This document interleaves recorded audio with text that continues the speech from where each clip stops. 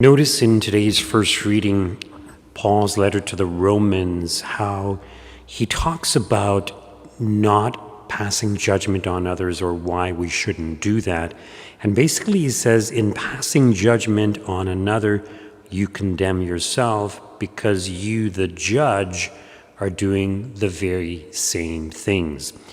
Now, you've probably heard the saying that when we point an accusatory finger at someone, when we look at our hand doing that, there's three fingers pointing back at ourselves, which is supposed to remind us that we probably commit those same sins or some form of those same sins.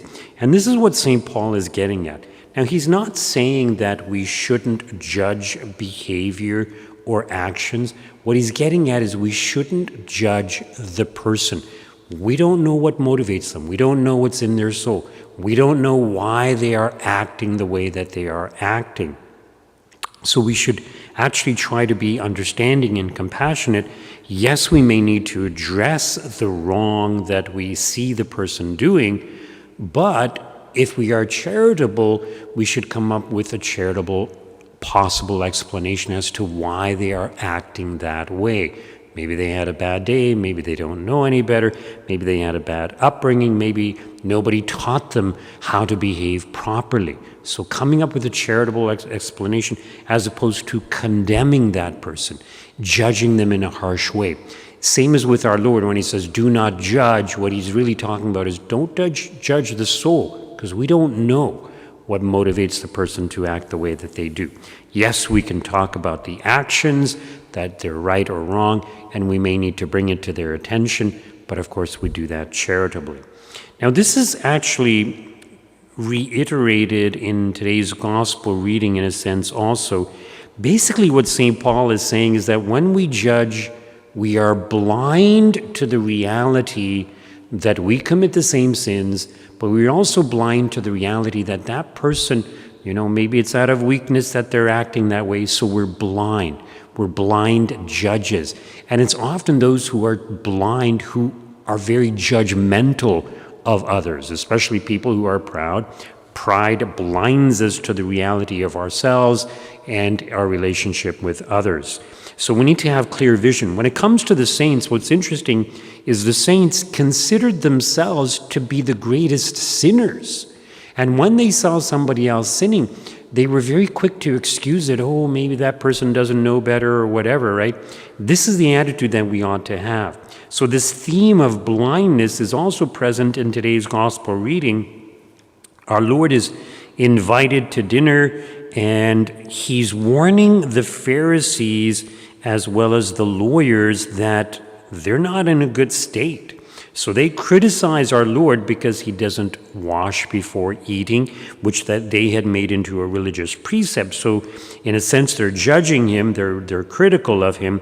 But then our Lord says, you do all these little things like tithing even herbs like mint and rue and all kinds of herbs, but you neglect the weightier matters of the law.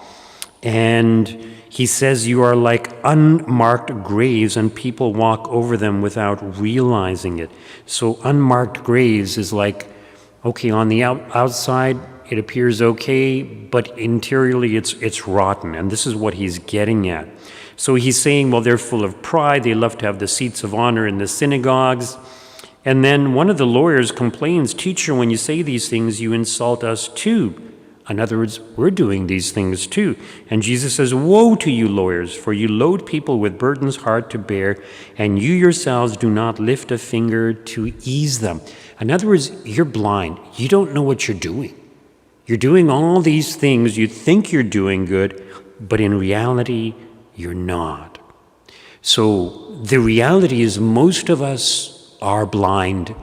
And it's important that we acknowledge our blindness and seek guidance from God, because if we just trust in ourselves, in our own judgment of things, and especially of people, we will often make mistakes. So we need to refer or defer to God and have him guide us.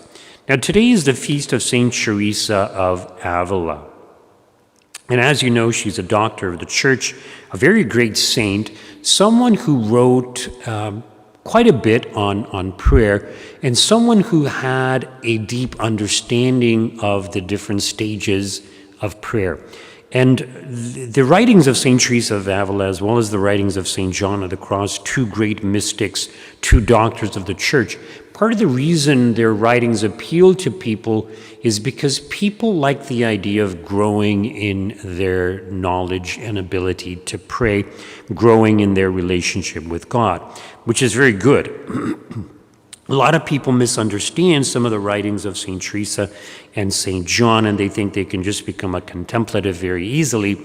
But basically, it's a struggle in the spiritual life, rooting sin out of our lives, striving to grow in holiness and goodness, but also dedicating much time to prayer. Now, St. Teresa of Avila, St. John of the Cross, they were both Carmelites, so their religious orders had the format in which they could practice prayer. And St. Teresa of Avila very strongly emphasizes the importance of mental prayer, which I've spoken about before. Mental prayer is the broader term. Meditative prayers is more specific when we try to meditate on some truths of our faith. So mental prayer is just being in the presence of God, communicating with God. It could be meditative prayer. It could be some vocal prayer, but it's not a set formula. In other words, we're just speaking from the heart, whatever comes to our mind, or maybe whatever thing we decided to meditate upon. And she says this is extremely important in the spiritual life. And she says even if someone were to become a great sinner, they should never abandon mental prayer. So mental prayer will help fix the person's life, will help to remedy the person's life if they happen to fall into serious sins or a sinful lifestyle even. And she also says that even if somebody attains to the highest levels of contemplation or the highest levels of prayer, they should not abandon mental prayer. And she also says should not abandon the humanity of Christ. In other words, meditating on the humanity of Christ, his passion, his death, all these things. So the importance of mental prayer, very, very important. And in regards to prayer, she, as you know, she brought about a reform of the Carmelites. So the Carmel that she had joined was very lax. They were all lax at that time. They had become lax over time. And so she and St. John of the Cross brought about a reform, a much more strict observance of religious life, being on time for prayer and making sure that you don't miss prayer and, following the rules of the convent as best as possible. In her autobiography, she mentioned that at one point she gave up the practice of prayer. And she said that had she not become aware that she was in grave danger, she would have lost her soul. In other words, she would not have been saved. Now, keep in mind that St. Teresa of Avila had mystical experiences, and she experienced a little bit of heaven. She also experienced being in hell. And interestingly enough, when she was in hell, experienced being in hell, she saw in hell individuals whom she recognized from her life who had previously passed away, some of whom were religious, priests and nuns. So just because somebody's a priest or a nun, it's not a guarantee that you're saved. You still have to dedicate your life to striving to grow in your relationship with God, being faithful about your life of prayer. So anyway, she mentioned that had she not realized what danger she was in when she gave up the practice of prayer, she would have lost her soul, and she was shown the place in hell where she would have resided because of her sins, basically. But the point I wanted to make about this is she was a religious. So even when she says she gave up prayer, it doesn't mean she stopped praying completely.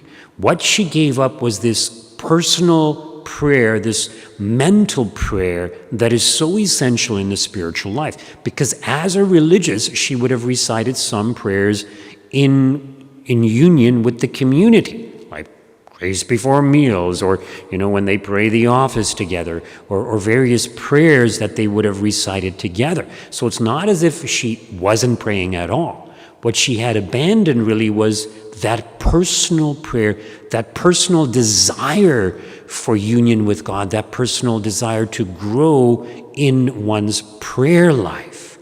In other words, externally, people may have thought that she's a good nun, that she's doing okay, but interiorly, she was like people walking over these graves. In other words, was rotting inside because she had neglected her prayer life. So this is a good reminder to us that the reality is that most of us are blind.